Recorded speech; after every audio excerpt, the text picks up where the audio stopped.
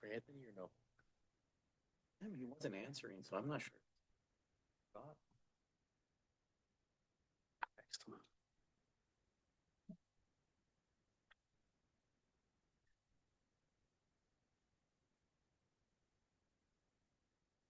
Okay, so Just give him, Mr. Chair, give him a couple. give him a few.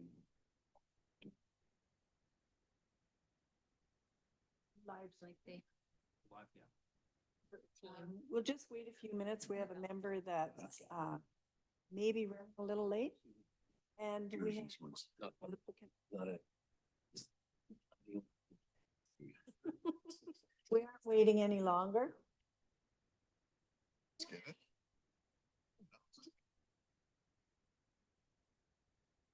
Good afternoon, everybody. We'll start our meeting here today. Welcome to Committee of Adjustments. To my right is Ms. Michelle Kelly, Secretary Treasurer, Mr. Frank Bruni. To my left is Wayne Greco and Ms. Melinda McGregor. Ms. Kelly, if you'd like to start us with our land acknowledgements. Mr. Chair, I acknowledge with respect that we are in Robinson Huron Treaty Territory, that the land on which we are gathered is the traditional territory of the Anishinaabe and known as Bawating. Bawating is the home of Garden River First Nation, Batchewana First Nation, and the historic Sault Ste. Marie Métis Council.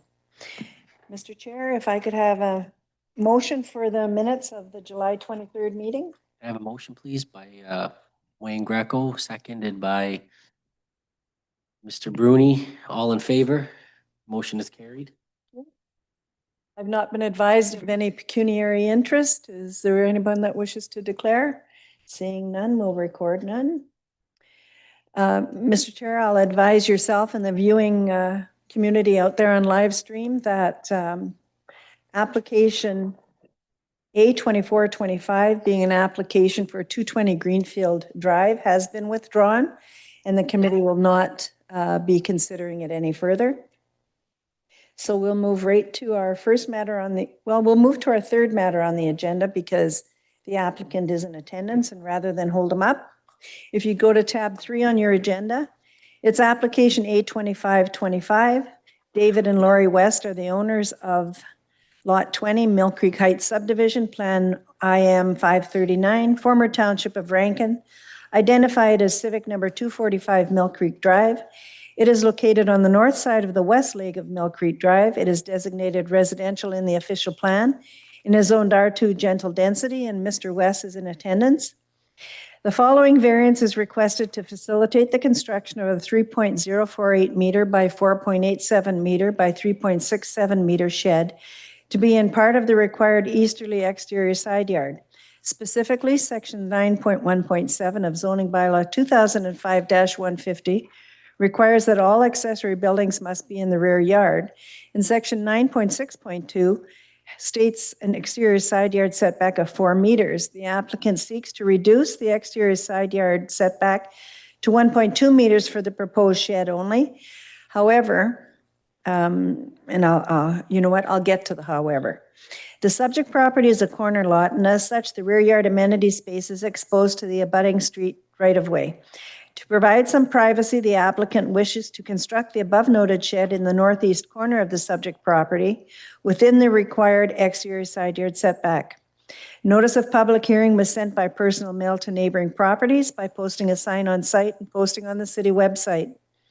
As part of the application review, this proposal was circulated to the following internal departments and external agencies: Bell Canada, and they had no objections. Building Division had no objections. Canada Post had no concerns. Engineering and Construction have no concerns. However, the property owner should be aware of the drainage agreement in place protecting the swale along the rear property line that discharges to a catch basin in the boulevard. All existing grading conditions are to be maintained, and the proposed work shall not affect the functionality of existing drainage swales. And again, that's an advisement to the owners, and they have received that advisement.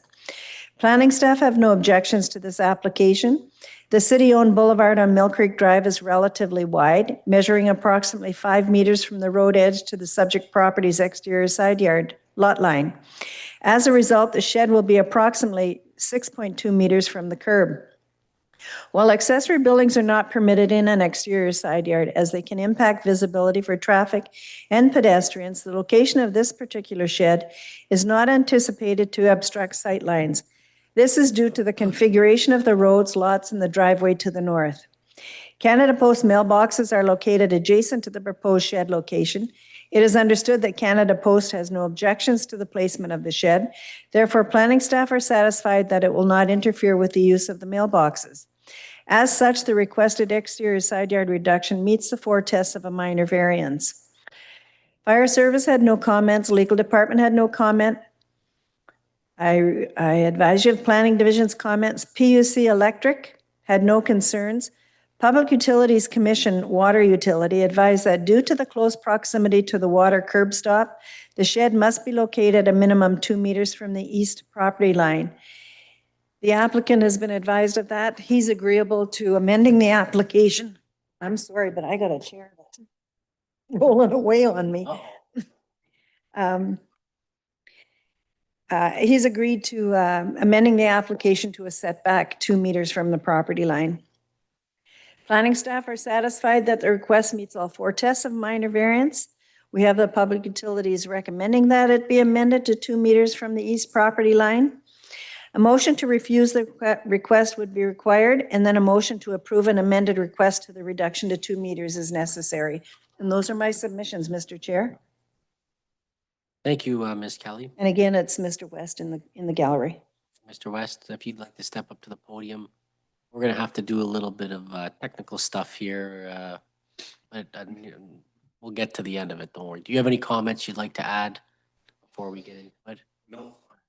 Fine with what's there. The PUC did just to advise the committee. The PUC was by today and did their locates.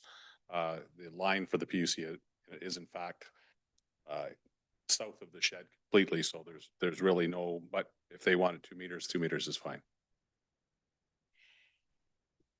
Mr. Chair, we could, if the committee is so inclined, approve the application as requested with the condition that PUC be satisfied or that the shed be moved back the 2 meters. They weren't, would it be able to come back in front of It us? wouldn't have to. Okay. If the condition is conditional on PUC being okay with that, and if they aren't, that Mr. West would move it to the 2 meter mark. That would save, being that just today they really got their measurements, it would permit him to go ahead with what he really would like to do. Yep. And yet he's agreeable to changing that if it's necessary. Okay. All right. That work for you, Mr. West? Absolutely, yeah. Okay. Can I have a motion put forth addressing what we've just discussed? So I don't need the motion to reject. Just need We need the motion to approve with the condition. condition that PUC be satisfied. And how, I just have a question. So what's the process of getting like the PUC? He will be back to PUC, asking that PUC advise me, who in turn will advise building on the permit, and that they're okay with it, or that they still want the 2 meters. Be there to assist them through that. I Yeah. assume, right? Yeah. Okay. Does somebody want to make, can I make a motion? No. No. Well, you shouldn't. No. Okay. Can I have somebody make that motion with the condition? Motion to approve the variance, subject to PUC approval. Perfect. Can I have a second for that motion? I will second that motion. All in favor? Motion is carried. Thank you. So call Michelle if you have any questions about the process of all that, but should be able to, They got yeah. the whole line is, in an area where the shed's not going to be any. You'll get a copy of a written decision emailed to you sometime tomorrow. And then you can contact PUC and, Thank you. okay? Thank you, sir. Have a good day. Yeah. Okay, so we'll go back to number 1. And that would, and noting that there's no representation present, that would be application A2325, an application for 31 Talon Avenue. Kaylee Moore and Alexander Gerher Simpson are the owners of Lot 13 Neelan subdivision, former township of Rankin, and identified as civic number 31 Talon Avenue. It is located on the north side of Talon Avenue between Teal Avenue and Queen Street East. It is designated rural area in the official plan and is zoned R1 estate residential. The following variances are requested to facilitate the demolition of the existing fire-damaged home and the subsequent construction of a new two-story home, complete with an attached garage and porch. Specifically, Section 9.5.2 of zoning bylaw 2005-150 requires a 12-meter front yard. The applicant proposes a 10-meter front yard. Requires a 10-meter rear yard. The applicant looks to reduce the rear yard to 1.3 meters. The applicant proposes, the bylaw requires a 3.5-meter interior side yard, and the applicant proposes to reduce the west interior side yard to 0.75 meters. These reductions are all to their closest point on any building. Effective the application, the requested reductions will permit the existing foundation to be used to support much of the proposed new construction without interfering with the existing septic system. Notice of public hearing was sent by personal mail to neighboring properties by posting a sign on site and posting on the city website. As part of the application review, this proposal was circulated to the following internal departments and external agencies for their review. Building Division had no objections. Conservation Authority had no concerns. Engineering and Construction have no objections, provided all existing grading conditions are maintained and the proposed work does not affect the functionality of the existing drainage swales. In that view, it would be my recommendation that it's conditional on all existing grading conditions being maintained. Fire Services had no comment. Legal Department had no comment. Planning Division had the following comments. The applicants are proposing to reconstruct a two-story dwelling using the existing foundation of a one-story home that was damaged by fire. The existing foundation does not meet the more stringent 10-meter rear yard setback required for a two-story dwelling. Front and interior side yard setbacks. The immediate neighborhood is primarily zoned R1, but is characterized by smaller lot sizes compared to other R1 zone properties, neighborhood properties elsewhere in the city. Many homes in the area predate current zoning standards and have similar legal but non-conforming setbacks. The requested interior side yard setback variance, the encroachment of the garage, is similar to the carport that has existed since the 1960s. There are numerous garages nearby that do not meet current setback requirements, and in some cases seem to be closer to the lot lines than 0.75 meters. Similarly, the requested front yard setback variance is consistent with established building lines and existing conditions on the street. As such, these variances are in character with the neighborhood and are supportive. Rear yard setback. The rear yard setback request is more substantial, particularly for the proposed covered porch. The two-story rebuild reduces the rear setback to approximately 4 meters at the northeast corner due to the existing foundation's location. The foundation is oriented at a slight angle to the lot lines, meaning the setback gradually increases towards the northwest corner of the building to approximately 6 meters.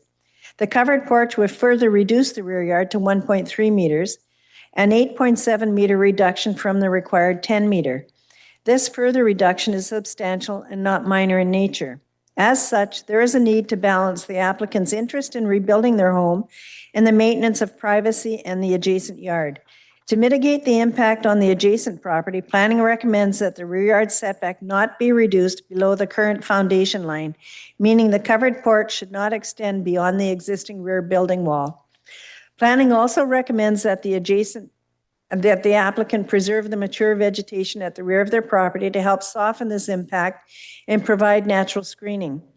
This approach supports the owner's reasonable use of their property while balancing privacy and neighborhood aesthetics. Staff support the application with the exception of the rear yard setback as it relates to the proposed covered porch. Recommended conditions of any approval are: the proposed covered porch may not extend beyond the existing rear building wall. All existing grading conditions must be maintained so as not to negatively impact the functionality of the existing drainage swales. And those are my submissions, Mr. Chair. Thank you, Ms. Kelly. I don't see anybody in the gallery. I do have some questions, Okay. but I guess I'll direct them to planning. I guess before I direct those questions to planning, Ms. Kelly, I'm going to direct the question at you. Maybe I can clarify some of that without even, Like, are they aware of all this, I guess? is my- they're aware of it. This application, parts of this application could have gone before you as extensions to legal non-conforming. Yes, And most of what we see as being a major impact would have been addressed in that. right, And it wouldn't be the 4 tests that you'd be looking at. right. But since all couldn't, I chose to have the application go for variances from what's required in the zoning bylaw to what they need, so that in the future, they're under the zoning bylaw and this legal nonconformity is gone. Okay. I guess my question is, comes down to the covered porches or the covered porch. Are they okay with that? They haven't told me that they're not, and they're not here to say, we want the porch. I think they're quite, My question would be, is there some sort of give and take here to try to help them out, but I don't think I'm here to be able to do that. no. But it can, functionality wise, can end at the edge of the house. Porch can. Yeah. Okay. All right. Well, I guess I don't really have any questions for him anymore. Do you have questions? Anybody else have Yeah. questions? So I noticed there's a septic system as referred to here. City service line. No. No. No. No. All the way to Coordinate, no. No. If we were to say it's time to be in line for zoning, but that causes significant financial. Like, I understand they want to build on the foundation. Wouldn't it be the opportunity? I don't know what it means. There's no, what it- Brick wall, or how much of a financial cost that would impose on this guy person to mediate media what? to be confirming. He can't be confirming. He can't comply to the zoning bylaw. He's using an existing foundation, which he has a right to do. And he could come to the committee for an extension of any legal non-conforming use that is beyond that foundation. Rather than do that, we've processed the application so that he gets the relief from the zoning bylaw. Planning has reviewed it and considered if he went for an extension to legal non-conforming, is it going to change what he's going to have at the end of the day? No.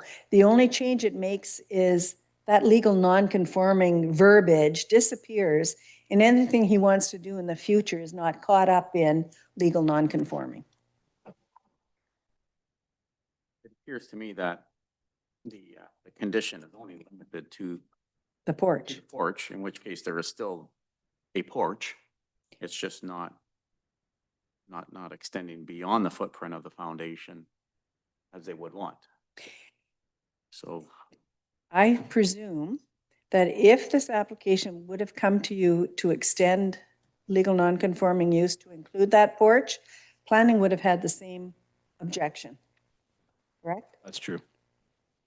Okay, well, the applicant's not here to talk to us. So can I have a motion for or against this application, please?